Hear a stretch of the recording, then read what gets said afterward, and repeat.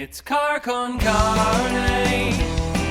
Let's meet in the car. It's car con carne.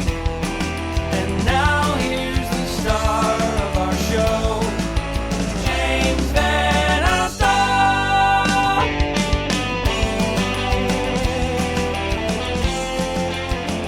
This right here is Car Con Carne. Car Con Carne is a Q101 podcast. I'm James Van Alstyne, and Car Con Carne is sponsored by Easy Automation.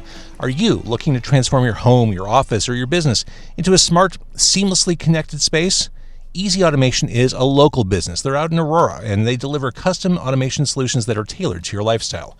Whether you're upgrading your home entertainment, streamlining your office tech, or enhancing the atmosphere in your restaurant or a sports bar, they've got you covered. Their expert team designs and installs personalized systems from smart lighting and climate control to audio-video distribution and robust Wi-Fi networks, all managed through an easy, intuitive app on your favorite device. Easy Automation makes technology work for you effortlessly, reliably, and always with your satisfaction guaranteed. Visit easy-automation.net or call my guy Dan at 630-730-3728 and take control of your environment today. Quick programming note, Car Con Carne returning to Legit Dogs and Ice in bucolic South Elgin, Illinois. I did a few live events there, and we're doing them monthly starting in August through the end of the year. August 22nd, it's a Friday night. We'll be out there. It is being booked as I speak. Actually, not as I speak, because I'm the one doing it. I'm not actually doing that right now. The point is this. It's in progress. I'll announce who's playing and who will be appearing on stage soon, and then we'll do it every month. We'll do it in September. We'll do it on Halloween. We'll do it the Friday before Thanksgiving and the Friday before Christmas. Live events, absolutely free, because I couldn't, in good conscience, ever charge for this sort of thing. But I'd love to see you there in South Elgin. It's a Friday night. If you're in the city, it's not a school night. You can head out that way. Head northwest. So I am on Fullerton Avenue in Logan Square, and I'm joined by the wonderful DIY post-punk band Staring Problem, who ended last year with the 7-song album Equinox. It looks a lot like this.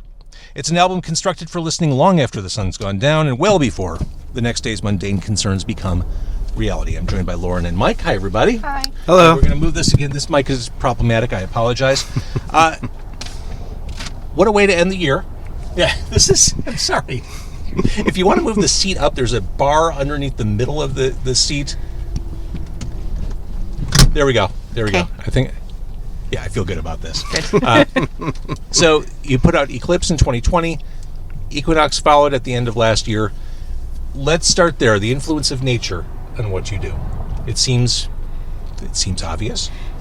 Yeah, absolutely. I think we can find a lot of sort of metaphor for processing things that go on in our daily lives with technology and the fast-paced capitalistic world versus reflecting back and sort of grounding into natural phenomena and the things around us that we can kind of lose touch with. So. Yeah. And sonically, you definitely have a minimalist sound, which kind of speaks to what you just described. It's not overly technological. True. You do less with, or more with less. Yeah. With your sound. Given the nature-themed album titles, Solstice could be the next one? Could be the next one. Possibly. Thank you. Perhaps Umbra?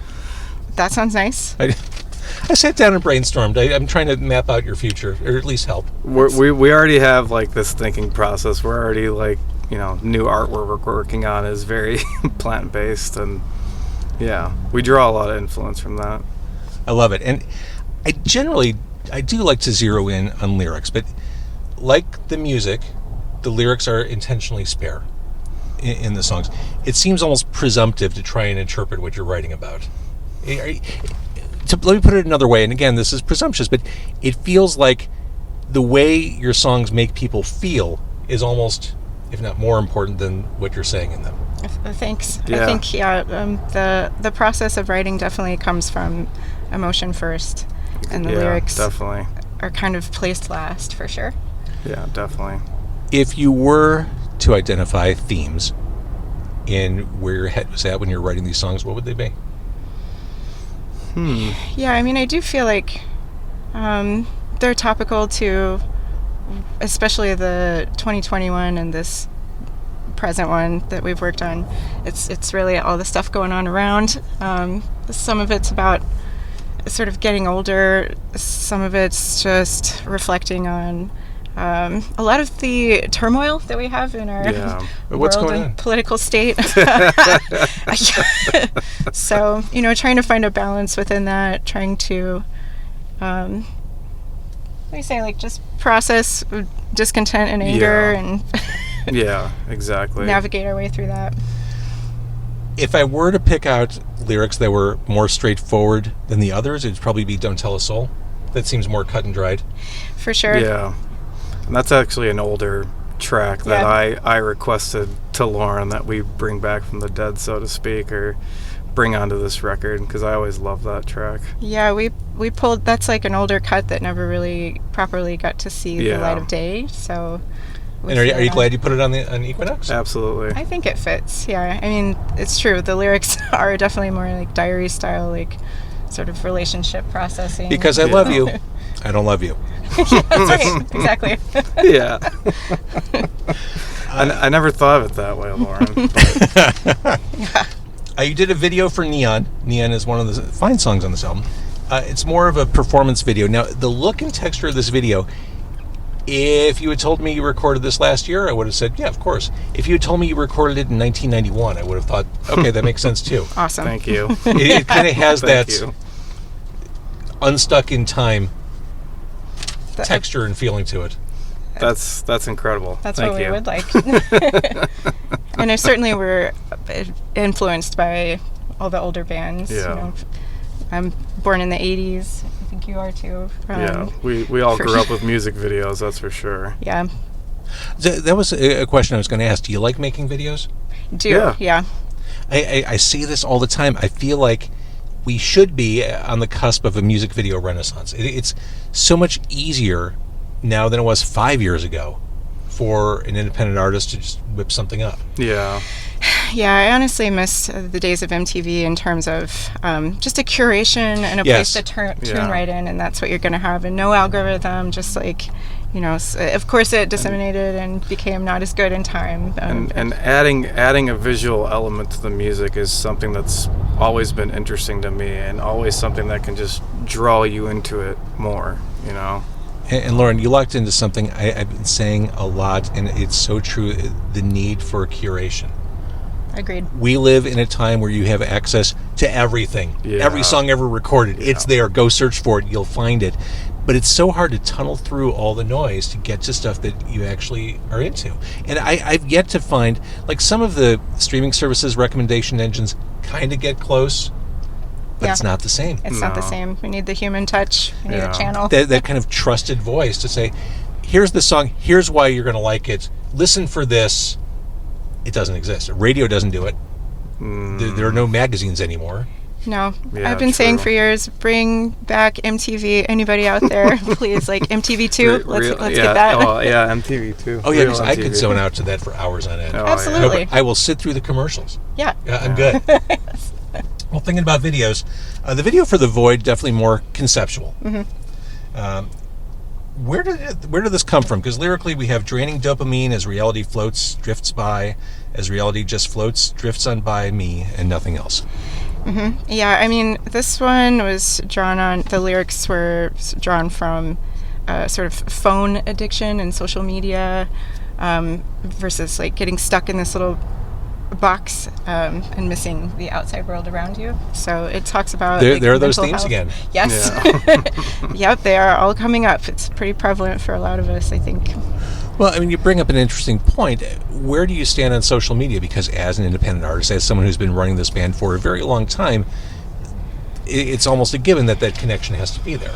Yeah, it's Yeah. been strange to see how much it's shifted. I mean, Yeah, agreed. in college, I was doing bands in the you can attest to this too. Also, like the early days of the internet with like MySpace and stuff like this, or just emailing, different places to get shows and stuff. That was the glory days of the Yeah. beginning of the internet, where it just Yeah. opened us up so we could like connect better. But now, of course, it's profit driven and algorithm and all this mining for data, and you're lost in it. And it is Yeah, that exactly. dopamine hit, like Yeah. the notifications, Yeah. the response, the reactions, the comments, all that stuff. Yeah, it's overwhelming.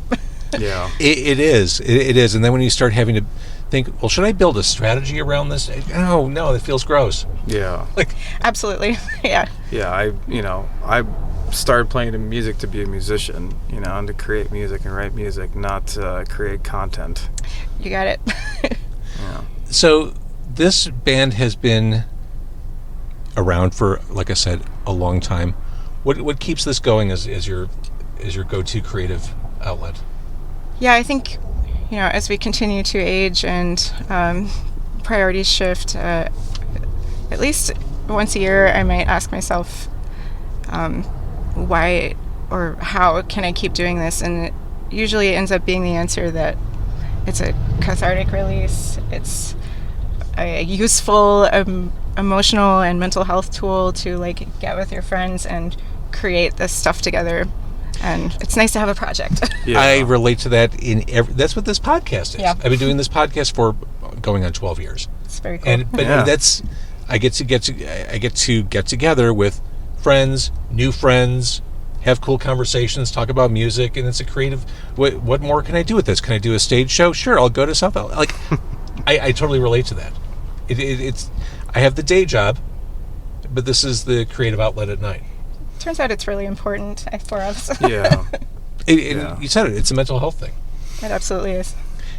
I think, and I've said this to other podcasters before, the second you start doing this with the intent of monetizing it, I'm going to create a podcast. Well, how quickly can I get sponsors? How quickly?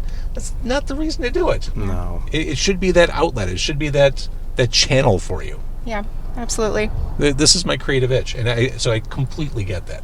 Yeah. So the next and obvious question is, things seem kind of quiet publicly for Staring Problem. Yeah.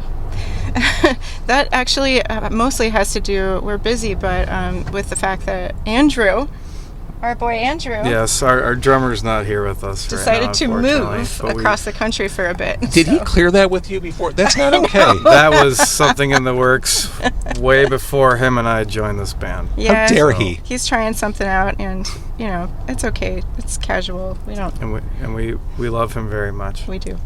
So, in other words, and he was a big creative force on the record as well. Yes. The three of us getting together, and he was the one that would initiate us getting together a lot. So he's the glue. He's the drummer, right? Yeah. So Yeah. So he needs to come back. Yes, Andrew, come back. And once he does, we'll see you on a stage again. Yeah. I mean, that's the deal. it'll happen before then. I'm sure it will happen. He does soon. work. He's based here in Chicago, so he's flying around, and we do continue to get together for practice and so forth. But it's harder to schedule out a show. Yeah. Mostly, so. We just have it. For a band that has so many roots and so much influence taken from post-punk and that 80s sound, couldn't you just replace them with a drum machine? Well, we certainly can supplement. I've talked about it, even just for maybe some songs, Yeah, I mean, and then Andrew is also No disrespect, very Andrew. no. You're awesome. Andrew, you're right that way. and Andrew contributed a lot of the synth stuff on the record. So I've always thought, okay, well, if we did do a drum machine, he could contribute in that way too. Yeah. So, with no live shows right away coming up, are you writing more? Indeed, yeah. Yes. That's what's happening in the meantime. So you think there might be another 7 songs sooner than the distance between the last 2 releases? In fact, I think we're gonna try for a little 7-inch we're mini EP like an next, EP, like a we've couple. got some stuff not close to an ready. not an LP, but definitely an EP at some point here. And this raises a classic question for all bands. Like, there is no real clear roadmap or blueprint for how music should be released. Do you Right. do albums? Do you do the slow drip of one song a month? No one really knows. Everyone's just kind of figuring it out as they go. True. Yeah. And I kind of like to think of it as groups of, you write a couple songs in a certain period, whether or not they're, necessarily all kind of one flowing piece. I mean, this last record was just us getting together and writing those songs and then putting out a full length, as this lineup. So, I mean, I conceptualize on that a lot.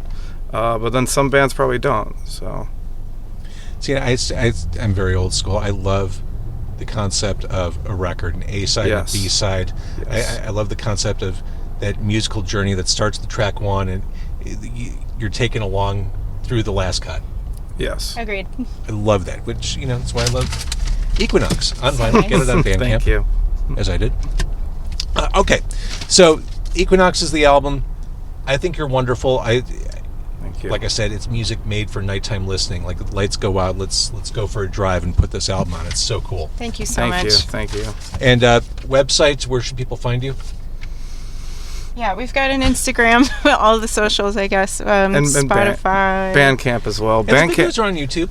Bandcamp has like have our almost videos all on the YouTube. releases, right, Lauren? Bandcamp is, we have our own, It's a little confusing. and I kind of want to talk to our label guy about that at some point, but you can find Equinox on the Modern Tapes, our record labels, Bandcamp, and then we have some other stuff spread out on our own personal, so. All right, Staring Problem, thanks for doing this. Thank you so thank much. you for having us.